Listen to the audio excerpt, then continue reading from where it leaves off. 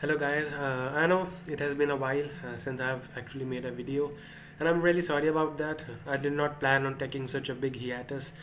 At least a gap of 2-3 years I was not planning initially.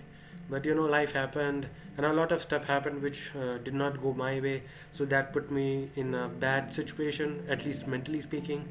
So yeah, but actually I've been wanting to make a video for a while, and so I decided I should just make one. Actually, I also saw the recent the Game Awards, and the state of industry of the entertainment in general, be it comic books, be it TV shows, films, and of course video games as well. So yeah, this year was kind of a doozy. I mean, you had very high highs and very low lows. I mean, in terms of good movies, you actually had Deadpool and Wolverine. You had The Substance, which I mean, Substance is a film that I really loved that movie. It reminded me so much of Stanley Kubrick, and of course, body horrors master David Cronenberg. The thing is, I could make another video about talking about The Substance. Well, that's beside the point. Anyways, so yeah, there were good films, and then there were bad movies. Bad like Madam Web. I can see you standing up for what you believe.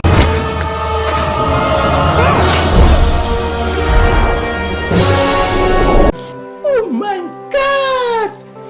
Wow! Of course, Kraven the Hunter, which just recently released. It's also a very bad film. And same goes with the video games. I guess this year you had a lot of stinkers, and to be honest, the most primary example would obviously be Concord, a game that costed around $400 million to Sony, the biggest commercial failure, the biggest financial flop in history of in gaming. I mean, wow, it was absolutely atrocious. It was pathetic. What is this shit? What's going on? Why don't they like it? We spent $250 million on this. I want you to have it. I don't really want this.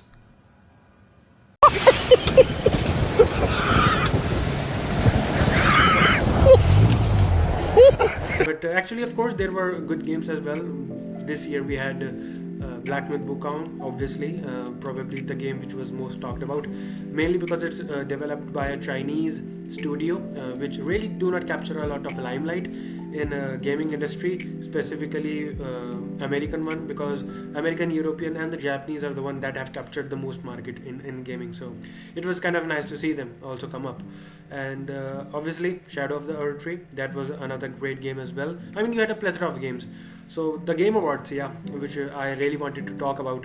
For example, the most surprising thing for me was obviously watching Sir Harrison Ford to come on the stage.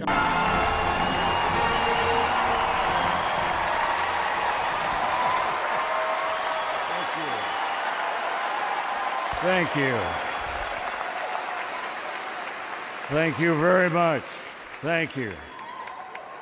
While you're on your feet, let's give a big round of applause to these two guys for the Great Circle. In Indiana Jones and the Great Circle, after a very long time, I think Microsoft has a very solid game in their hands, which is very well received. And of course, the very talented, without a doubt, one of the most famous and influential actors in gaming industry, Troy Baker, voiced Indiana Jones. And to see him being complimented by Sir Harrison Ford himself was wow, it was surreal. I mean, it could have not been a much greater accomplishment for Troy Baker.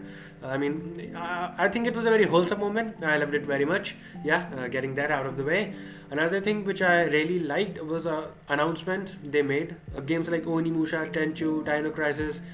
These are the kind of games which actually I was familiar with growing as a kid. So to see Onimusha come back, in the Unreal Engine 5 with all the updated graphics and stuff, it was like really, really nice. I think it was awesome. And obviously, like I said, Okami 2, it will also going to reinvigorate and revitalize childhood of many people. Moreover, it is also going to introduce a new generation of fans to these games as well. Another game which I also wanted to talk about was Mafia: The Old Country. I think Mafia series is very well regarded. It's loved very much, but Yeah, seeing the old country trailer, it was, I think, very awesome. I was really getting that mafioso vibe of the 1900s Sicily. I think it was great. I think the game is going to be like very awesome. And another games which fans were particularly excited about were obviously Borderlands 4 and Outer Worlds 2 as well. I mean, I personally have not never played Outer Worlds, Borderlands a little bit much, but I was not really engrossed into the world and the lore of the game. But I do know, I mean, Borderlands 3 sold what, like 18 million copies. I mean, that's a huge number. So obviously, congratulations to Gearbox Studios. And obviously, Randy Pitchford. I will say that I'm not a huge fan of that guy regarding some of his statements in the past. And obviously, as of late, the god awful Borderlands movie, he came out and said that, oh guys, please watch this movie because so much hard work has been put into it. I mean, nobody's going to watch your product just because you think you have put a lot of hard work in it. There's had to be some direction. There needs to be some passion and heart that need to be poured into a project you are working on, so people can connect and resonate with it on a much bigger level. Anyways, besides the point, Borderlands 4, yeah, I think it will be in the radar of many people as well. There were two things I was personally expecting, which I was kind of disappointed. That was Marvel's Wolverine, because that game, no news.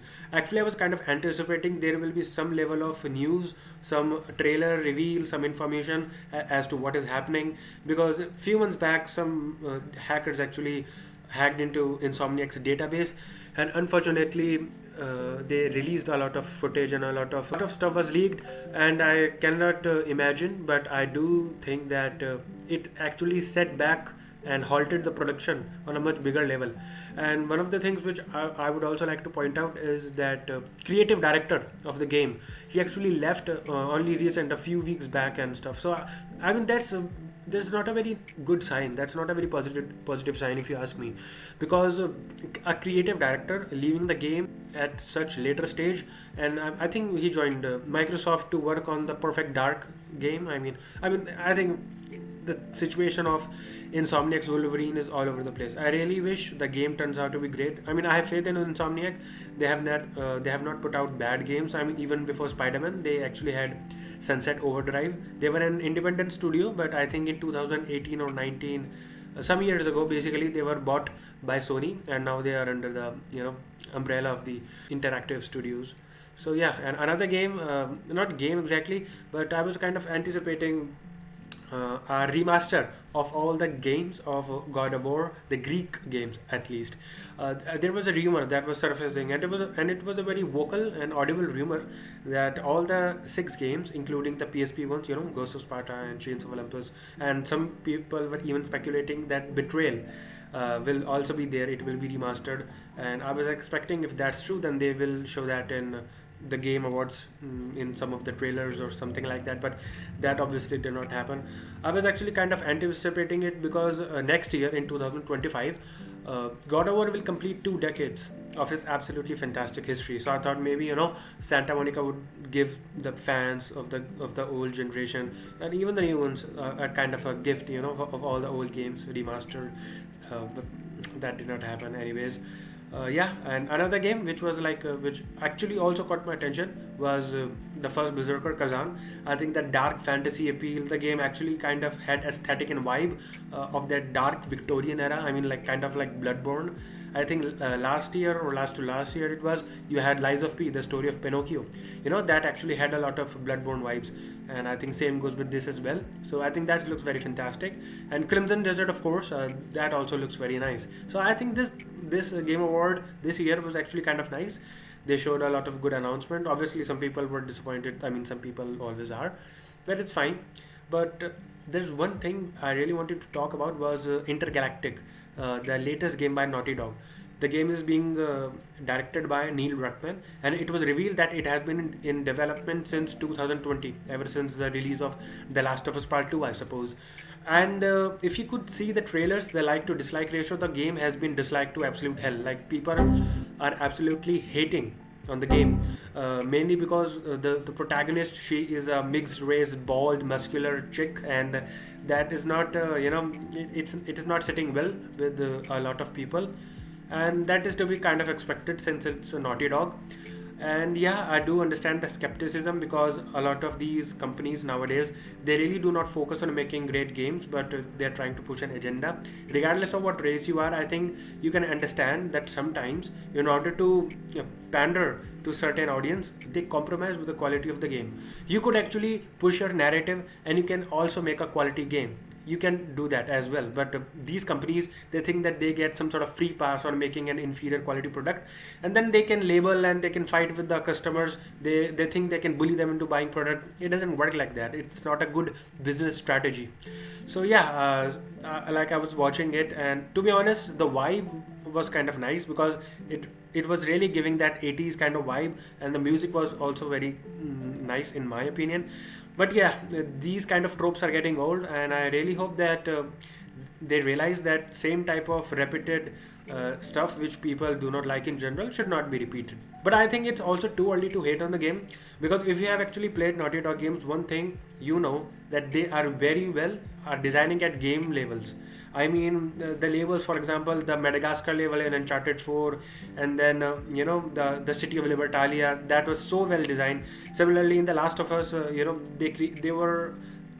You can of course argue about the story, but you cannot argue about the fact that game was an absolutely marvel. When it comes to the technicalities, the game looked gorgeous. It looked amazing. The set designs were absolutely amazing. Brutal, realistic combat. I mean, I think it was very awesome. Like I said, the game designs, the buildings, and the way they created all these pathways. I think Naughty Dog is a master at that. So regardless of how the story progresses or how the protagonist looks, I do think that they will be able to nail the gameplay and the game design. But yeah, let's see. We need more information regarding that. And the last thing I'd like to talk about is obviously Swan Wing's speech in the end. Studio made their game because they wanted to make a game that they wanted to play themselves. They created it because it hadn't been created before. They didn't make it to increase market share. They didn't make it to service a brand. They didn't have to meet arbitrary sales targets or fear being laid off if they didn't meet those targets. And furthermore, the people in charge forbade them from cramming the game with anything whose only purpose was to increase revenue and didn't serve the game design. They didn't treat their developers like numbers on a spreadsheet. They didn't treat their players as users to exploit. And they didn't make decisions they knew were short-sighted and function of a bonus or politics. They knew that if you put the game and the team first, the revenue will follow. They were driven by idealism and wanted players to have fun. They understood the value of respect, that if they treated their developers and players well, those same developers and players would forgive them when things didn't go as planned. But above all, they cared about their game because they loved games. It's really that simple, said the Oracle. And I think he was absolutely amazing. The way he called out all these malpractices, these greedy companies, these scumbags, and the way they treat their developers, the way they treat their consumers. I think that, it was very awesome to see CEO of Larian Studios to come up and also confront the gaming industry.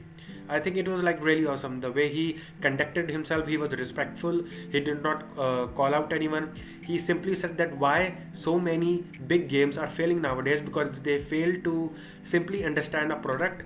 The simple formula of why do you think your games are not working? It's simply because you are creating and installing things which do not serve the game design. You're not creating the type of game which you would want to play yourself. And I think that was one of the best speeches I've ever heard.